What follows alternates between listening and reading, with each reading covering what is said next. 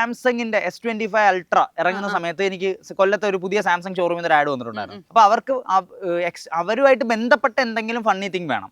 അപ്പൊ ഞങ്ങൾ കുറെ ആലോചിച്ചു എന്ത് ചെയ്യാം എന്ന് ആലോചിച്ച സമയത്താണ് അപ്പൊ എന്റെ വൈഫ് ഇങ്ങനെ തലപുകഞ്ഞ് ആലോചിക്കും.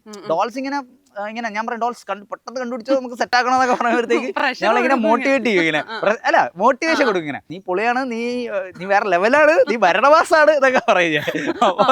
അപ്പൊ അവളിങ്ങനെ ആലോചിച്ചിട്ട് എന്റെ അടുത്ത് വന്നിട്ട് ചോദിക്കും, ഞാൻ കുറെ നാളായിട്ട് ഒരു കണ്ടന്റ് പറയാൻ പ്ലാൻ ചെയ്ത് വെച്ചിരുന്നതാണ്, പാരഡി സോങ്. അപ്പൊ നമ്മൾ കൊടുക്കുന്ന സബ്ജക്റ്റിനനുസരിച്ച് അവരൊരു പാരഡി സോങ് പാടണം. ഇത്രയാണ് പുള്ളിക്കാർ പറയണത്. ഇത്രയും പുള്ളിക്കാർ പറയുമ്പോൾ പിന്നെ ഞാൻ ഇങ്ങനെ എന്റെ തലയിൽ കയറുന്നത്. അപ്പൊ ഞാൻ ഇങ്ങനെ കുറെ ആലോചിക്കും.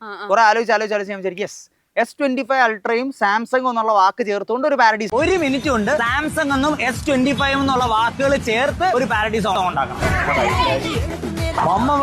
പിള്ളേരുടെ ഒരു കലാവാസന.